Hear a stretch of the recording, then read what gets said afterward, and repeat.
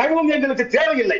சரி, அடுத்த சுற்றுல பேசலாம். இப்போ பிரியன் சார் நம்மளோட இணைந்திருக்காரு. பிரியன் சார், அடுத்தது உங்க வர ராஜகம்பீரன் பேசிட்டு வந்துடுறேன்.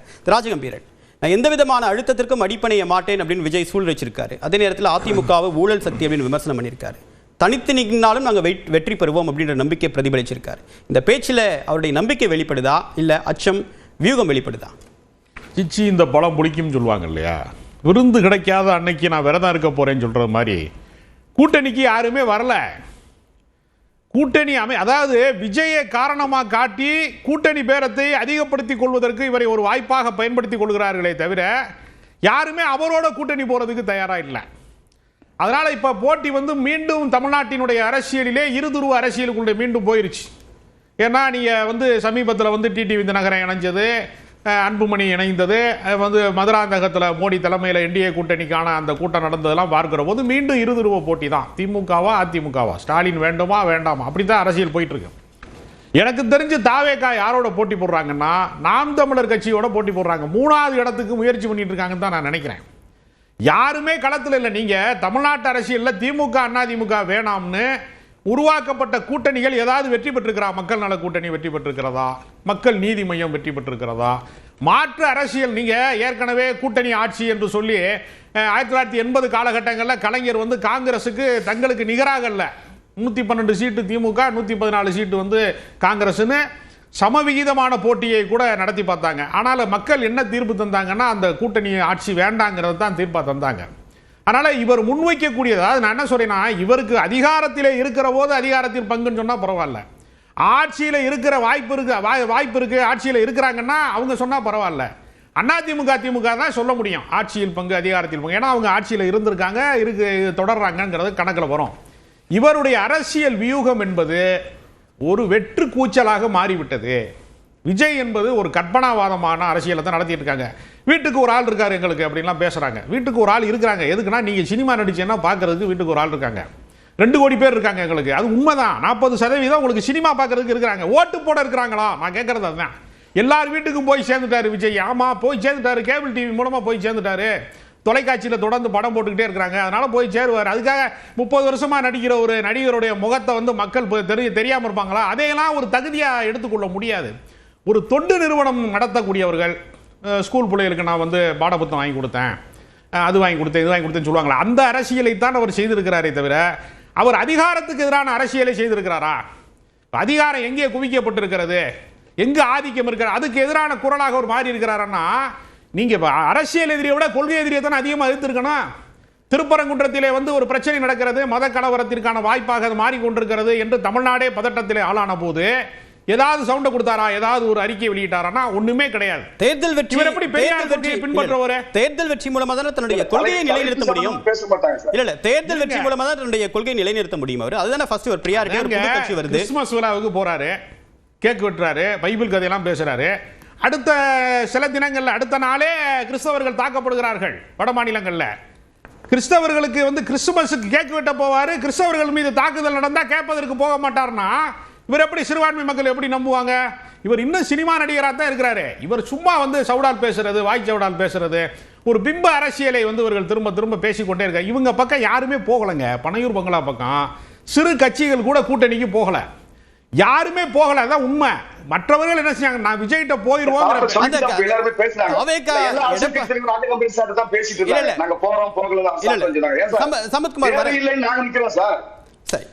உங்களுக்கு ஆள் வரலங்கிறதுனால தேவையில்லைங்கிறீங்க.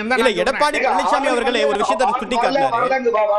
எடப்பாடி பழனிசாமி அவர்களே தாவேகா கொடியை சுட்டிக்காட்டி ஒரு பிள்ளையார் சொல்லி போடப்பட்டது ஒரு பாசிட்டிவா ஒரு உற்சாகத்தோட ஒரு சொன்னதை நாம பார்த்தோம். அதுக்கு அடுத்ததாக டிடிவி தினகரன் திமுகவுக்கு தாவேகாவுடன் தான் போட்டி அப்படின்னு டிடிவி தினகரன் சொன்னார். அப்படி இருக்கும்போது எப்படி எந்த விதமான பாசிட்டிவ் சமிக்கையும் போலன்னு சொல்ல முடியும்? அதாவது அதிமுகங்கிற ஒரு மிகப்பெரிய கட்சி பிம்ப அரசியலால் கட்டப்பட்ட கட்சி. இப்ப எப்படி விஜய்ங்கிற பிம்பத்தை வைத்துக் கொண்டு தமிழக வெற்றி கழகம் ஒரு அரசியல் செய்ய முயற்சிகிறார். இந்த முயற்சியை ஏற்கனவே செய்த கட்சி எம்ஜிஆர் என்கிற பிம்பம், ஜெயலலிதா என்கிற பிம்பம். அந்த பிம்ப அரசியலை அவர்கள் ஏற்கனவே வெற்றிகரமாக நிகழ்த்தியவர்கள். அவர்களுக்கு ஒரு நான் சொல்லி முடிச்சுக்கிறேன். சம்பத் நீங்க பேசும்போது பொறுமையா இருந்தாரு.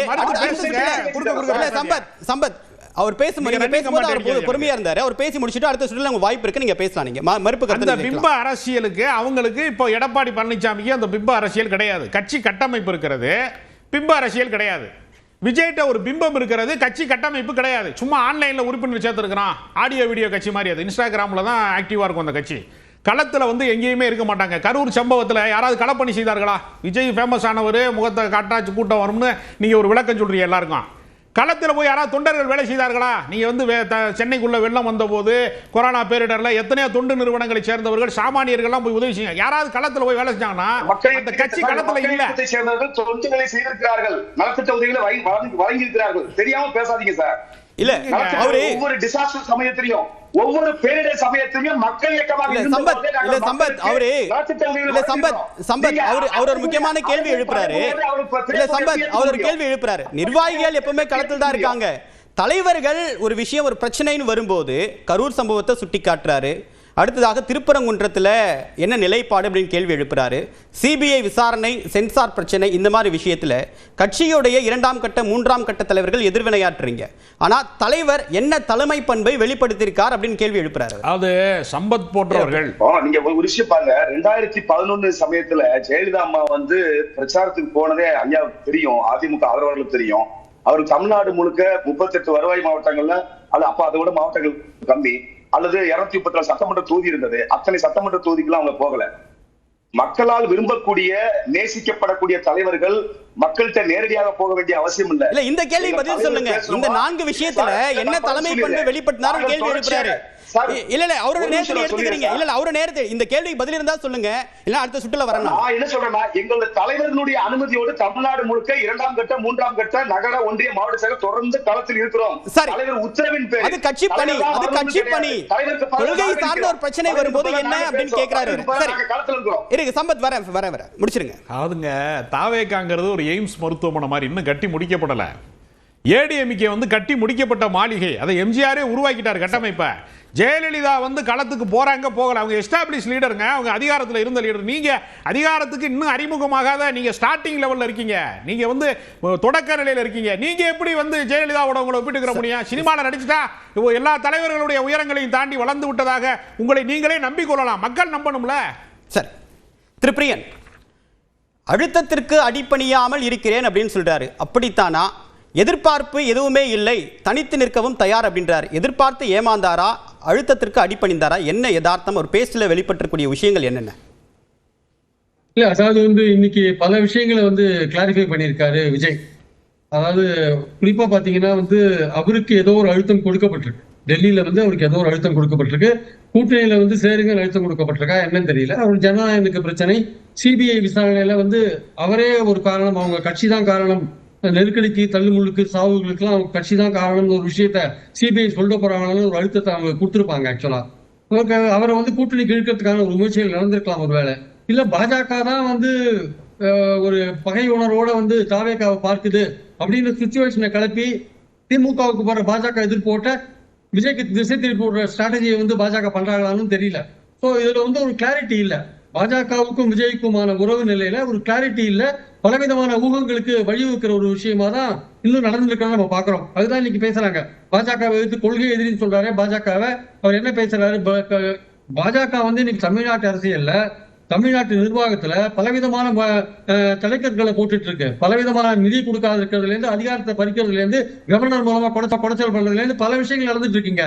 அப்போ அதை பத்தி தமிழ்நாட்டு அரசாங்கத்தை பாதிக்கிற, தமிழ்நாட்டு மக்களை பாதிக்கிற பல விஷயங்களை மத்திய பாஜக செய்யும் பொழுது அதை பத்தி எந்த விதமான விமர்சனம் இல்லாம கலந்து போற விஷயம் இருக்குல்ல, அதுதான் வந்து இங்க கேள்விக்குரியாது. ஆக்சுவலா இவர் ராஜகம்பீரன் சொன்ன மாதிரி கிறிஸ்தவர்கள் தாக்கப்பட்ட போது அமைதியா இருந்த விஷயம், திருப்பரங்குன்றம் போன்ற விஷயங்கள் எல்லாமே இருக்கு. இது எல்லாத்தையும் நீங்க சைலண்டா கலந்து போறீங்க. அப்போ அருண்ராஜ் என்ன சொல்றாரு இன்னைக்கு? ஏன் நீங்க பாஜகவை பத்தி பேச மாட்டேன்னீங்கன்னா, களத்துல இல்லாதவங்க நாங்க பேச மாட்டோம்ன்றார். இவர் என்ன சொல்றாரு? ஆதவ் என்ன சொல்றாரு?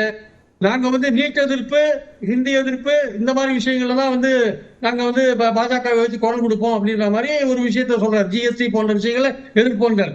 மொத்தத்துல டோட்டலா பாத்தீங்கன்னா அந்த பாஜக திமுகவும் அதிமுகவும் பாஜகவை சார்ந்து இருக்கிறது என்கிற ஒரு விமர்சனத்தை வைக்கிறது மூலமா திமுகவுக்கு போற பாஜக எதிர்ப்போட்ட அவர்கிட்ட எடுக்கணும்னு பாக்குறாரு. அவர் சொல்ற விஷயம் என்ன? அதிமுக வந்து நேரடியா வந்து பாஜகவோட தொடர்பு வச்சிருக்கு, திமுக வந்து மறைமுகமா தொடர்பு சரண்டரா இருக்கு. அதிமுக நேரடியான சரண்டர், அதிமுக ஊழல் சக்தியான அதிமுக, அடிமை அதிமுக சரண்டரா இருக்கு பாஜக நேரடியா. தீய சக்தியான திமுக அதுவும் வந்து திமுக பாஜக மறைமுகமா சரண்டர் ஆயிருக்குன்னு சொல்றது மட்டும் இல்லாம ரொம்ப நாளா அதிமுக பத்தின விமர்சனங்களை வந்து திறந்து விட்டுருக்காரு. அது பத்தி இப்ப வந்து அந்த கேட்டை திறந்து விட்டார். அப்போ அவருக்கு ஒண்ணு தெரிஞ்சிருக்கு. அதாவது வந்து அதிமுக திமுக ரெண்டுத்தையும் அவருடைய அந்த ஜனநாயக போரை வந்து அவர் ஆரம்பிச்சிருக்காரு. அதை வந்து இத்தனை நாள் வந்து அந்த அதிமுக வந்து சைலண்ட் மோட்ல வச்சிருந்தாரு. இந்த அதிமுக விமர்சன விஷயத்தை ஆரம்பிச்சிட்டார். அண்ணா துவக்கிய கட்சியும் வந்து அண்ணா பேரை மறந்துட்டாங்க. அண்ணா பேரை கட்சிக்கு வைத்திருக்கவர்களும் கூட அண்ணா பேரை மறந்துட்டாங்கன்றதான் அவங்க விஜய் சொல்ற ஒரு விஷயம்.